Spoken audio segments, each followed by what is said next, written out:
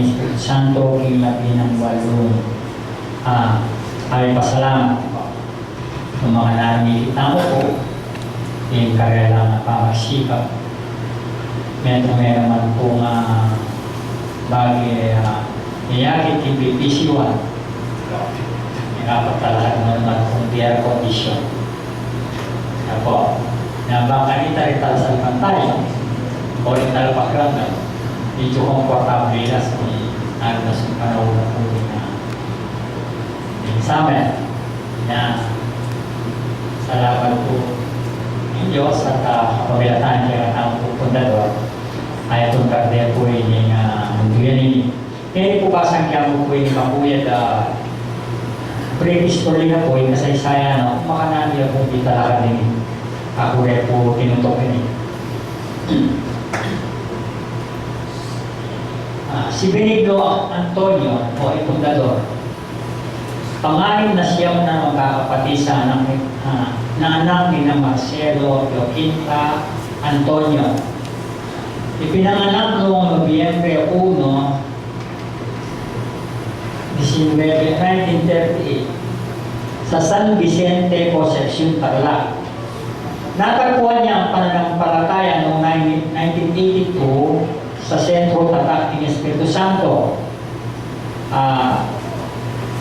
Niyaya siya ni Rodolfo Antonio na kapatid niya upang isangguhin ang kanyang problema tungkol sa negosyo. So, nakuha ito po rin kung isa ng kanini. O,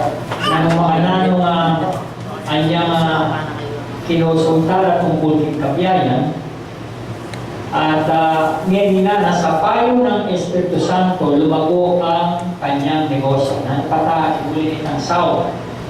Pinagpipanawanan ng Diyos king karelang kabiyayan, negosyo ra.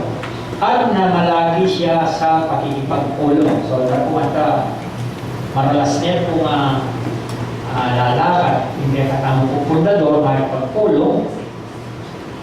Sa pangunan niya at ang kanyang asawa, noong 1984, pinasimulan ang pagpupulong dito sa tahanan niya. So, hindi po simula yan. King kapamilatan na pong Misuyo, in 1984, lahat niya po yung mga tatandaan niyo po, kaya niya pa nga nitatabat, makayarap niya po kayo. So, layo pa po niyo. Dito sa Marisol bilang propaganda. At ang unang talentayan si Corazon Reyes Enaboki, kaya official video na po, kami gamit Kirti, kaya katampong kapatid na Corazon Reyes, at naipagala ang union noong 1994. So, ng 1994, kanitaya pa po may kalisisya. Yung magkamali, 1994 kanya may kalisisya, ito yan hindi. At nanatili hanggang sa ngayon ng propaganda ang sentro sa pangunan ng Pangulo ni Erwin Tan at ang kanyang mga anak. So, uli po nga ikakatang pupuntador at sundi po yung Espiritu nung mga nandiyan ang kanyang pamagsika, papatalakan niya po yung kaya po idol.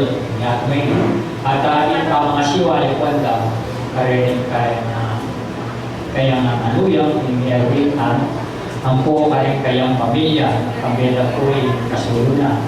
So, kaya po may simula, hindi po akakitsingin, yung karelang pamagsikap, yung karelang pamisasanmeto ay talakadil po ninimulong tuyaniti. Noong niya, pamilya kayo, magpasalamat na po, himuli na rin saw na ni Espiritu Santo, kaya pangarap na, hindi ka katang pupundador, ay talakadil. At ngayon, yung gana ko na lang po, panatilian tao po, kapayapaan.